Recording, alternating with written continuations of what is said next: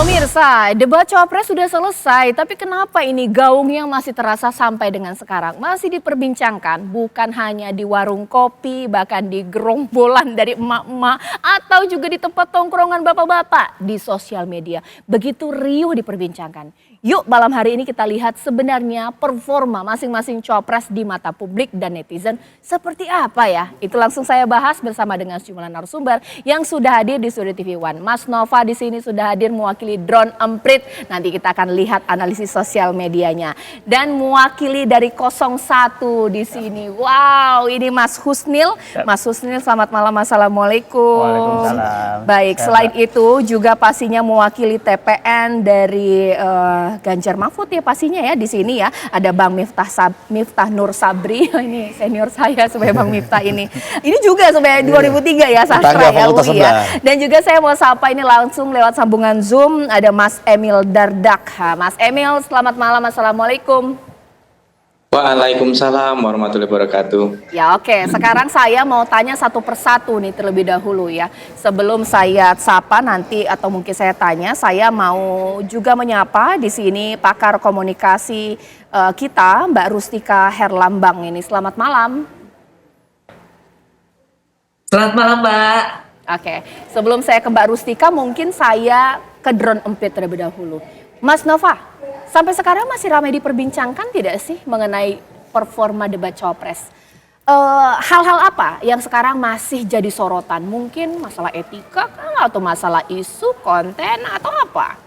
Ya, debat kemarin memang ramai dibincangkan pada hari debat dan sehari setelah debat. Jadi kalau sekarang ini trennya agak turun, memang pada hari ini trennya agak turun. Jadi tanggal 21 dan tanggal 22. Tanggal 22 terutama itu puncak perbincangannya. Konten perbincangannya terutama masih terkait apa yang terjadi di panggung pada saat debat.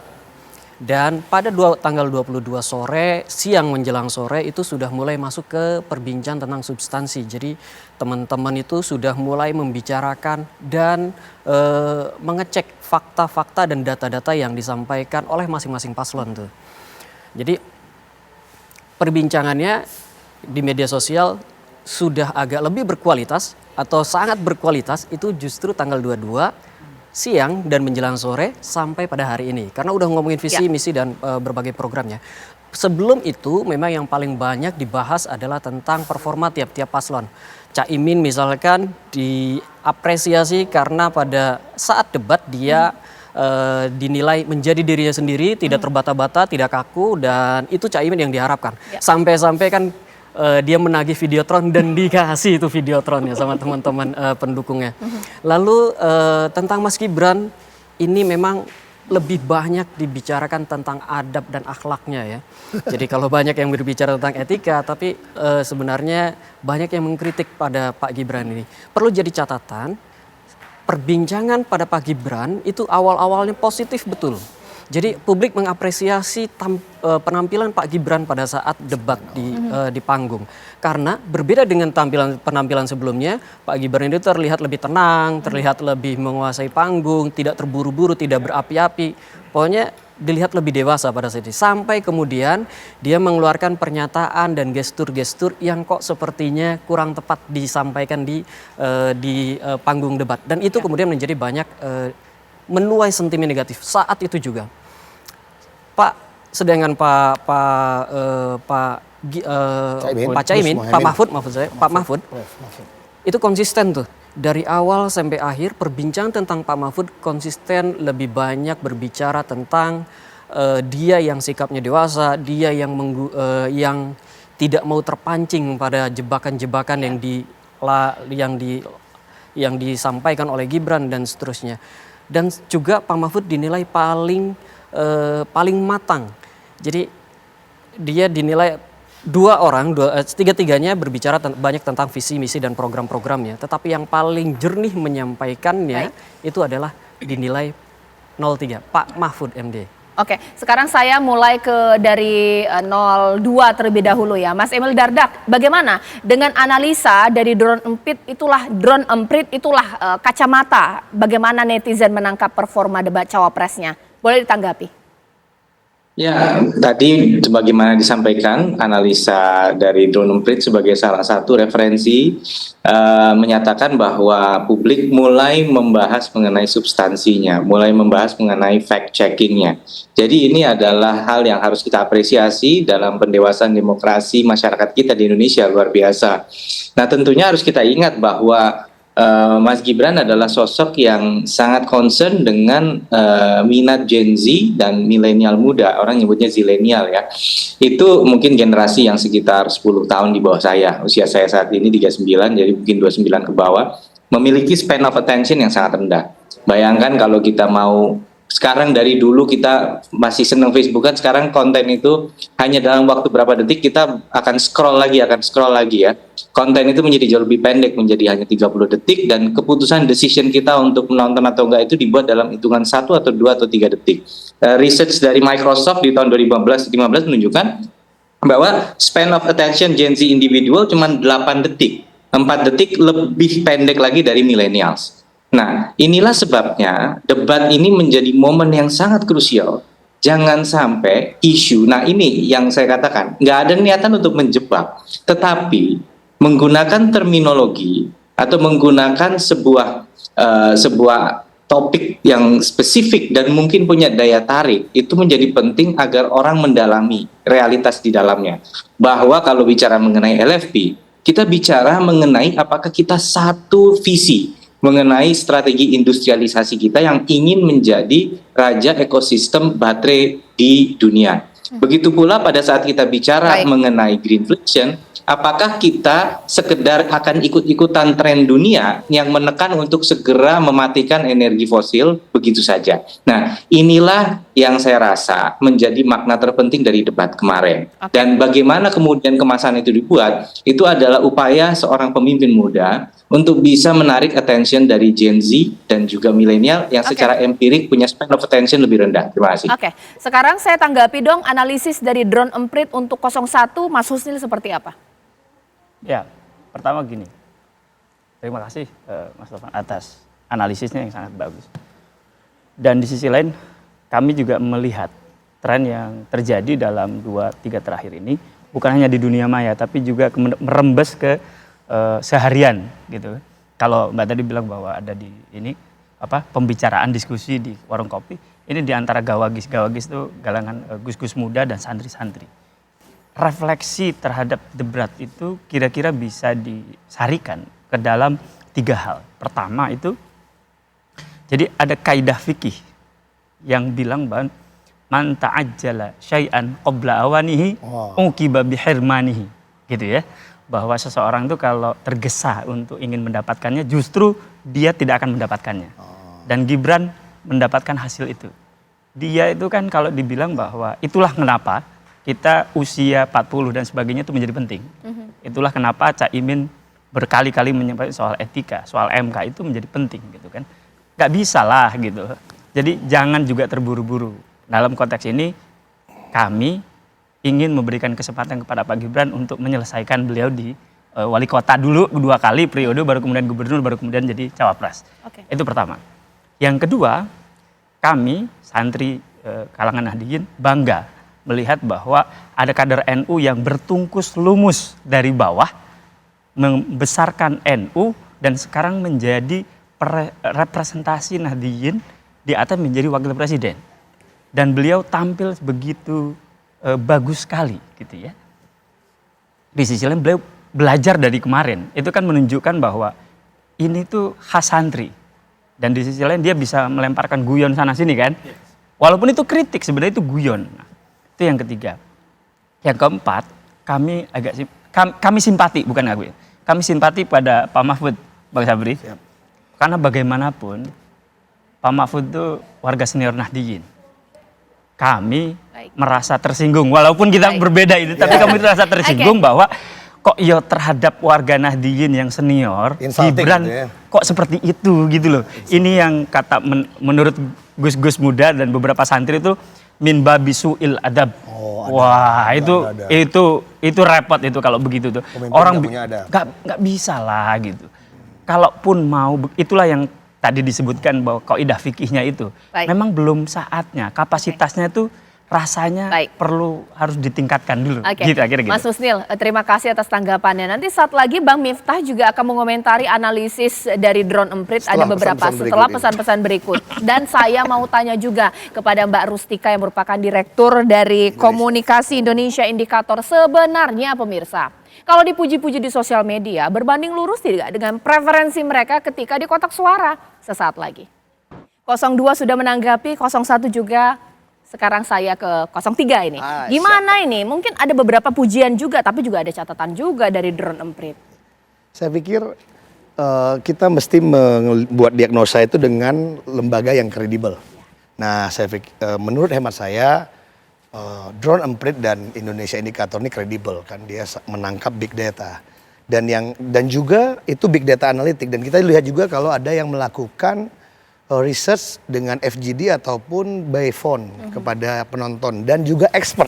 Ya. Ya, almost rata-rata menyebutkan Prof. Mahfud itu tampil yang terbaik. Ya. Karena menurut saya kalau sudah levelnya presiden dan wakil presiden itu kan panggungnya itu negarawan gitu. Ya.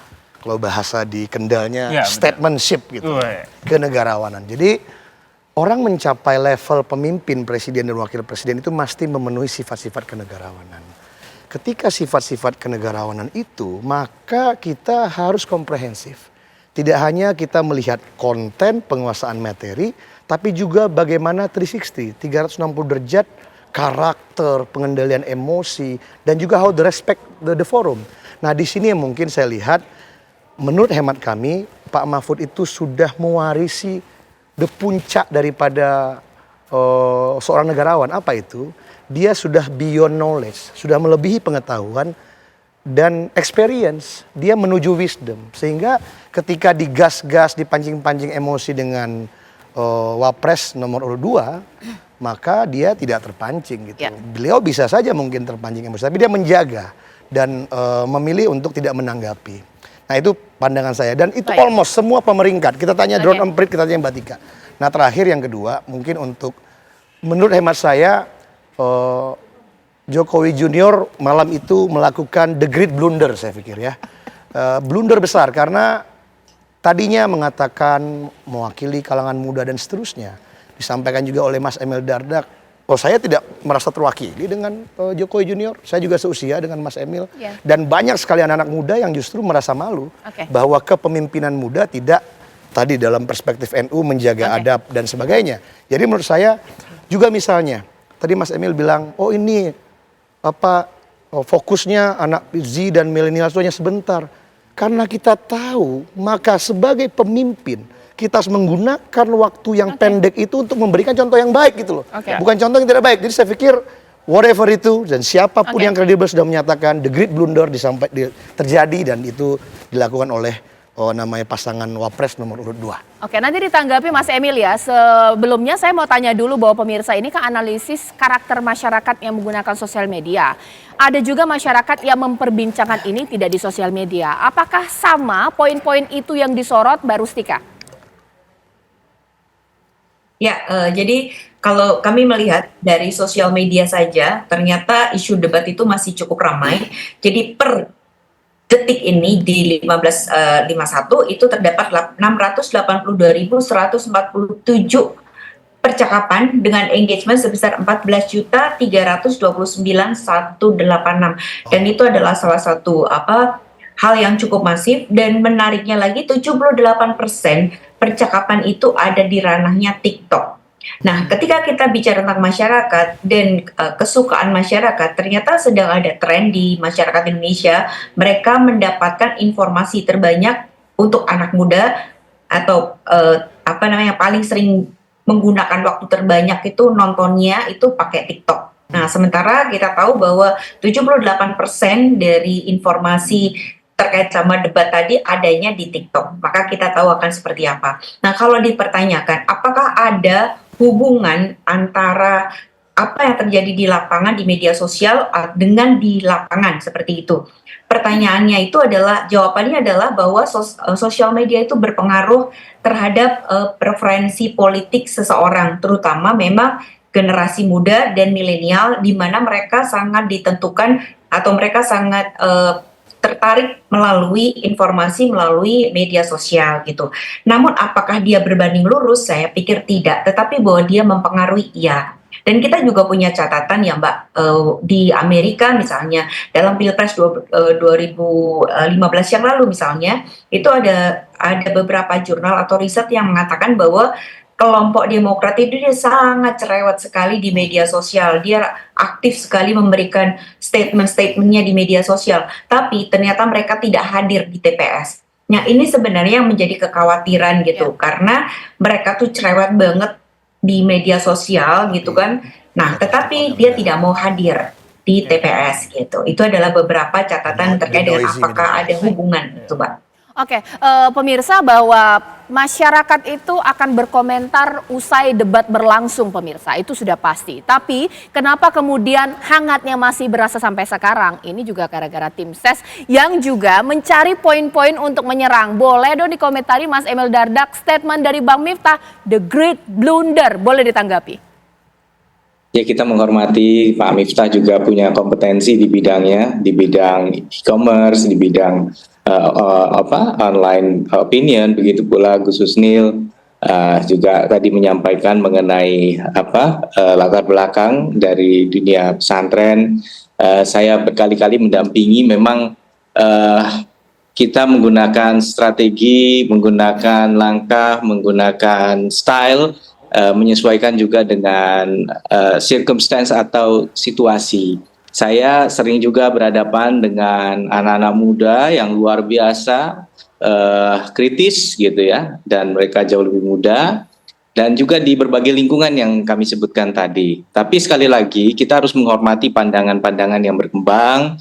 Yang terpenting sekarang kami mensyukuri bahwa isu mengenai strategi pengembangan energi terbarukan di Indonesia ini jadi bahasan utama.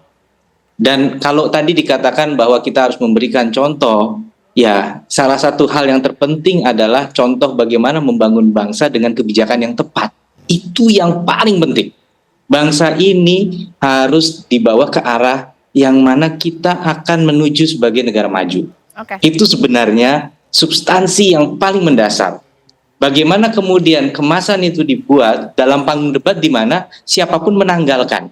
Seseorang begitu memutuskan untuk menjadi umaro, dia harus terima kemudian bahwa kita berhadapan dengan mahasiswa.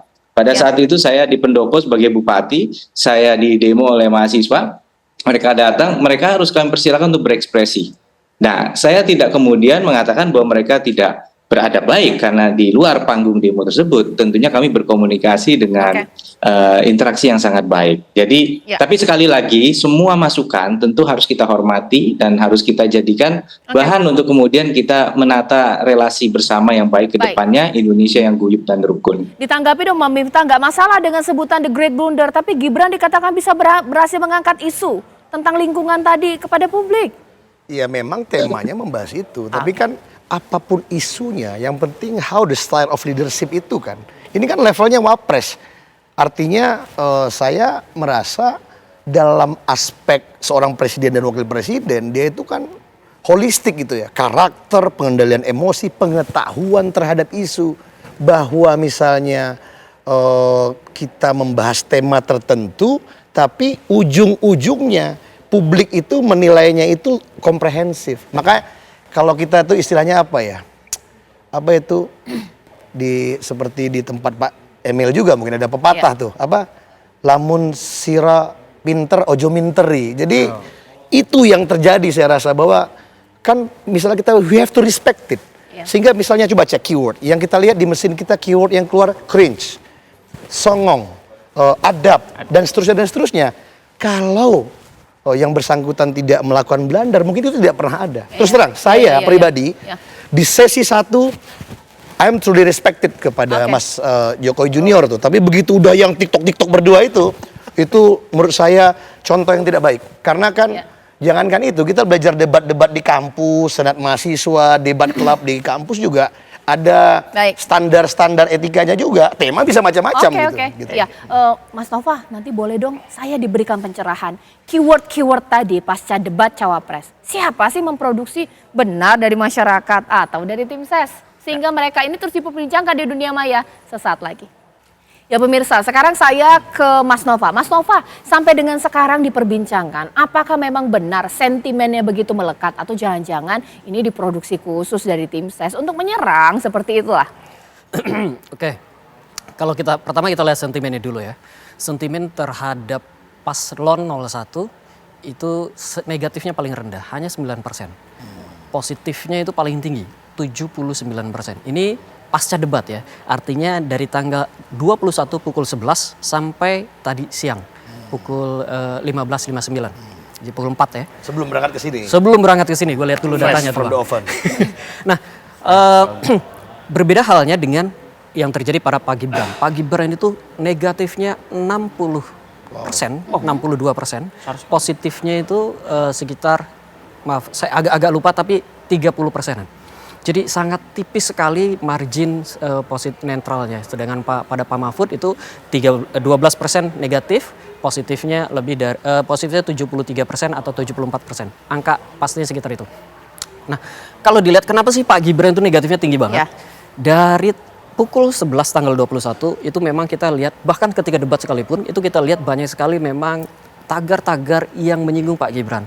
Ada songong, ada cringe, anak haram konstitusi dan sebagainya. Itu hampir semuanya negatif. Kok parah-parah sekali sih? Itu siapa yang bikin? Memang sedemikian itu, kalau sedemikian keras itu ya di media sosial. Nah, kalau kita lihat siapa sih ya sebenarnya yang membicarakan Pak Gibran, siapa yang menggunakan tagar-tagar itu kan kelihatan kalau pada awalnya tagar-tagar itu diangkat oleh suara-suara yang cenderung netral. Netral itu artinya dia tidak terafiliasi atau belum menentukan dukungannya. Baik pada 1, 2, 3. Itu masih di situ tuh. Tetapi memang volumenya masih kecil tuh pada saat debat. Tagar itu kemudian naik, dinotis oleh para pendukung para paslon dan kemudian sepertinya memang lebih masifkan lagi ya. Itu yang membuat perbincangan pada Gibran agak lebih Kalau negatif. sentimen untuk Pak Mahfud seberapa banyak? Negatifnya 13%. Pada pasca debat ya, pasca debat jadi tanggal 21 pukul 11 sampai sekarang, sampai tadi siang pukul 16.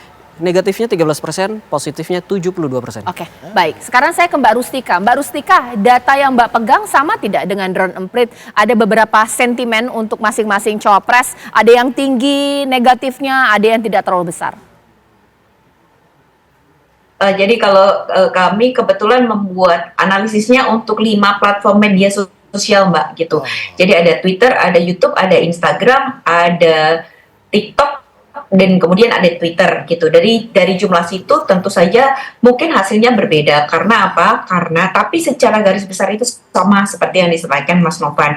Karena setiap karakter media sosial itu memiliki narasi yang berbeda, sudut pandang yang berbeda gitu ya. Terus kemudian misalnya kalau di Twitter itu pasti sentimen negatifnya tuh paling tinggi karena apa? Di situ orang bicara dengan narasi, apapun yang disampaikan itu langsung dikeluarkan seperti itu. Sementara kalau di Instagram itu kebanyakan netizen itu melihatnya melalui informasi-informasi dari baik influencer. Jadi influencer tuh punya kekuatan di media sosial platformnya Instagram. Kemudian di situ juga banyak akun-akun media yang dia tuh menyatakan informasi yang sedang berkembang tuh seperti apa, diikuti dengan potongan-potongan.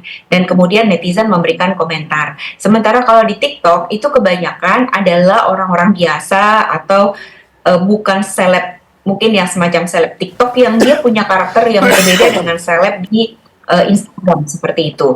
Nah, kalau dilihat gitu, jadi setiap waktu itu berubah terus, Mbak, gitu. Jadi time frame-nya berubah, maka situasinya akan berubah seperti itu gitu. Nah, tapi ada satu fenomena yang menarik yang kemudian mungkin ada juga masukan dari beberapa pengamat atau akademisi gitu bahwa kita harus selalu mengingatkan terkait dengan knowledge lah kepada masyarakat gitu loh, bahwa pemilu itu tidak hanya sekedar seperti Amerika Got Talent gitu, di mana semua orang pada cuman suka atau tidak suka lepas daripada kualitasnya gitu. Nah di sini tuh kita bisa melihat dari data di sana, Mbak. Jadi data yang paling update per hari ini misalnya kita lihat bahwa ternyata dari data bahwa Gibran memang paling banyak mendapatkan engagement dan juga postingan terbanyak dari tanggal 21 sampai malam ini. Nah, kemudian kita juga lihat secara engagement juga terbanyak Gibran hingga malam ini kalau dari tanggal 21 malam sampai sekarang ada 5 juta untuk Muhaimin Iskandar, Baik. Gibran ada 15 juta, Timnya gimana? kemudian Mahfud MD ada 7 juta. Lima, Nah, tujuh, hal yang menarik adalah bahwa ternyata isu terkait sama etika itu menjadi isu terbesar hari ini, di mana pada hari ini tuh bisa ada 129.000 percakapan dengan engagement sebesar 2.578, dan itu adalah salah satu jumlah yang masif. Dan menariknya lagi Mbak, kalau di konten TikTok itu dia terbelah dua, terbelah antara mereka yang pro kepada Gibran dan mereka yang kontra terhadap Gibran. Jadi memang dalam debat kali ini tuh Gibran menjadi bintang karena dia menjadi pertarungan soal tadi etika itu gitu. Dimana mereka yang pro Gibran itu mengatakan bahwa inilah saatnya anak muda, itulah karakternya Gen Z gitu kan. Kemudian sudah waktunya Gen Z harus maju, ya harus begitulah gitu. Dan termasuk juga antara Gen Z versus generasi tua gitu. Nah, tetapi di sisi lain TikTok yang lain itu mengatakan bahwa Baik.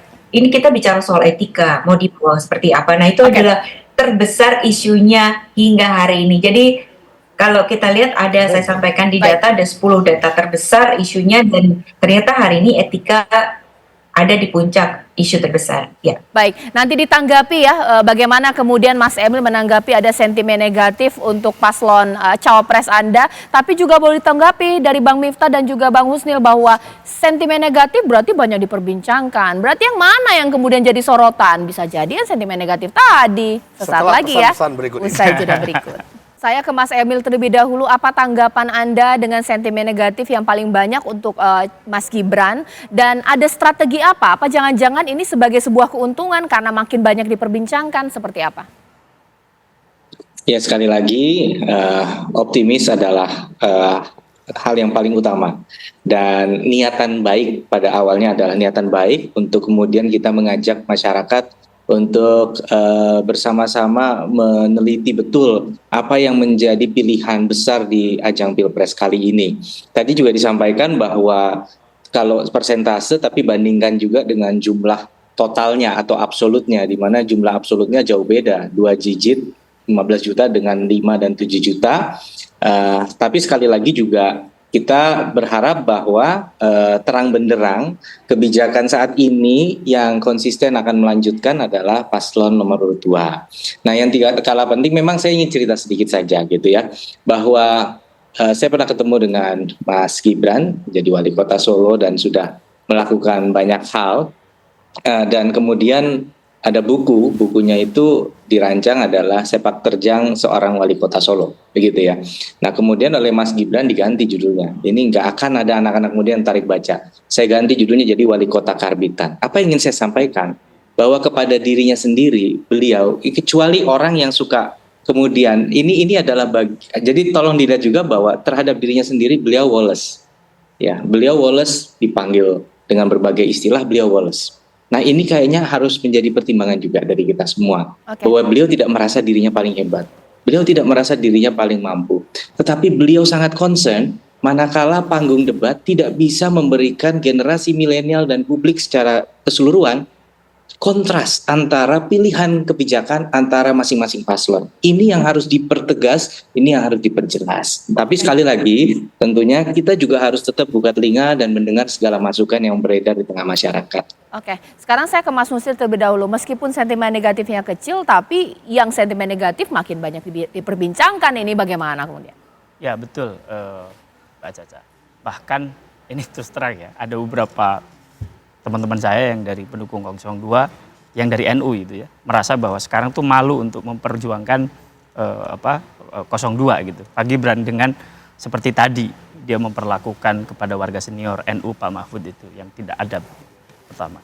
Yang kedua, kalau Mas Emil tadi bicara soal kebijakan, justru kalau melihat presentasi yang dilakukan oleh Gus Imin di sana, prinsip kalau disarikan gitu ya, prinsip yang digunakan oleh Gus Imin itu adalah sesuai dengan kaidahnya al-muhafadzatu 'alal qadimi shalih wal akhdhu bil jadidil aslah. Apa itu artinya? Jadi kami itu menjaga kebijakan-kebijakan yang sudah baik gitu ya dan mengambil kebijakan baru yang lebih bagus. Karena apa? Contoh misalnya, ada banyak sekali kebijakan-kebijakan yang kami kritik di sana. Tetapi tentu misalnya soal bansos, kami bukan kan ada isu nih kalau Anies menang gitu ya, bansos dihilangkan. Enggak, akan kita bikin jadi bansos plus lebih baik dan sebagainya gitu. Nah, kedua, yang ketiga, kita kritik kebijakan. Kritik kebijakan kemarin itu kalau sekali salah ya Bang Sabri, itu namanya khilaf. Tapi kalau lebih dari 3 itu namanya pola. Watak. Kita lihat misalnya Pak Gibran kemarin menyebut data keliru lebih dari 3. Pertama misalnya soal 1,5 juta hektar tanah adat. Keliru, datanya hampir 150 ribuan yang sebenarnya. Itu pertama. 10 kali lipat kelirunya. Kelirunya 10 kali lipat, pertama. Kedua, beliau ingin menjebak Pak Mahfud dengan greenflation. Itu penjelasannya juga tidak tepat gitu ya. Artinya dia tidak paham apa yang dia bicarakan gitu. Ini soal substansi loh. Kita tidak bicara soal yang lain. Yang ketiga, dia yang paling membuat kami itu tidak bisa berpikir. Dia mau mencabut tambang ilegal. Sebentar. Ini gimana maksudnya? Uang itu tidak ada izin terus dicabut izinnya. Itu kayak sesuatu sebenarnya Pak Gibran tuh paham nggak sih dengan apa yang beliau ungkapkan? Ada banyak sekali yang kemudian juga misalnya LFV dan sebagainya terhadap Gus Imin. Gus Imin di satu sisi itu tenang, cool, dan sesuai kayak santri. Kalau diledek ya guyon aja gitu. Nah, terus kemudian yang juga menarik dalam konteks tadi itu, ini kan merembes, Mbak. Orang bilang bahwa dunia maya itu tidak merembes. Ya, merembes ya Bang, bahwa menjadi percakapan semuanya di pesantren-pesantren, beberapa kiai juga nelfon. Ya, itu dan ini negatif hasilnya mereka bilang kayaknya mereka mau berpikir ulang untuk mengirim memilih 01. Kira-kira gitu. Sekarang tampaknya ini harus ditanggapi dulu oleh Mas Emil karena ada beberapa catatan juga ya dari Mas Husnil. Mas Emil, boleh ditanggapi dong? Ya, nanti. Ibu Menteri LHK, Bu Siti Nurbaya, bisa dilihat itu memang 6,25 juta hektar tanah hutan adat masuk di dalam yang diproses. Jadi pada saat menyebutkan angka 1,5 juta dengan berbagai gradasi tingkat perkembangan, tentunya ini bukan sesuatu yang overstatement, kira-kira begitu. Ya, saya kembalikan. Jadi ini penting. Jadi tolong dipastikan karena kategorisasinya ini bermacam-macam. Jadi kita kategorisasi tingkat pengakuan ini bermacam-macam. Ya, jadi kita harus pastikan. Silahkan merujuk kepada apa yang pernah disampaikan oleh Ibu Menteri LHK.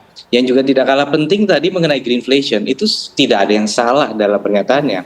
Justru begini, greenflation itu adalah mengkombinasikan kata-kata inflasi dengan apa yang diasosiasikan dengan green.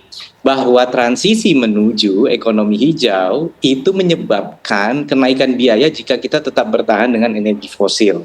Jadi saya nggak melihat ada yang salah. Dan kalau ini yang paling penting, ini baik pada Caimin maupun pada Gus Imin maupun kepada Prof Mahfud, bahwa apabila kemudian istilahnya kemudian mengambil sebuah perspektif bahwa terminologi adalah alasan untuk tidak menjawab pertanyaan yang fundamental, yang mungkin sebagai cara untuk kemudian mengatakan bahwa ya saya memang tidak tahu, tapi ini karena tidak penting makanya saya tidak tahu, itu sama saja dengan mengatakan bahwa dalam proses kami merumuskan kebijakan mengenai lingkungan hidup dan energi, kami tidak memikirkan masalah inflasi yang akan muncul dari transisi ekonomi hijau, dan kami tidak memikirkan masalah kesinambungan antara sumber daya alam nikel yang kita nomor 1 di dunia. Kami tidak memikirkan apapun sama sekali. Jadi pada saat Jadi saya justru menyayangkan manakala justru ini isu yang fundamental itu tidak dibahas. Itu hal penting loh. Dan ini yang justru jauh lebih substantif. Jadi pada saat kemudian ini remeh-temeh, itu yang justru harus dipikirkan masyarakat. Wah, isu sumber daya alam kita yang nomor 1 di dunia itu remeh-temeh, recehan. Wah, ternyata kemudian dampak ekonomi yang bisa mencekik leher rakyat kecil karena transisi, karena ditekan dunia global, itu juga isu yang remeh-temeh. Itu cerminan kualitas pemimpin yang harus kita juga nilai. Oke. Kira-kira itu. Bang Miftah? Ya, makasih Mas Emil. Mungkin gini ya menurut saya, kan kalau kayak Mas Emil enak gitu. Jadi memang harusnya Prabowo, Emil Dardak itu baru pas ini. Usia lebih matang, pengalaman di Bupati lebih oke gitu kan. Dan kita enak penjelasannya. Dan akhirnya Mas Emil harus jadi juru bicara, juru bersih-bersih atas great blunder di Jokowi Junior. Nah tapi begini poinnya menurut saya. Ya, it's okay lah. Menurut saya kita kan ngerti Mas Emil, kan kita satu generasi lah. Kita milenials tua kita ini kan Mas Emil. Jadi menurut saya, menurut kami tidak kurang tepat tuh gini ya.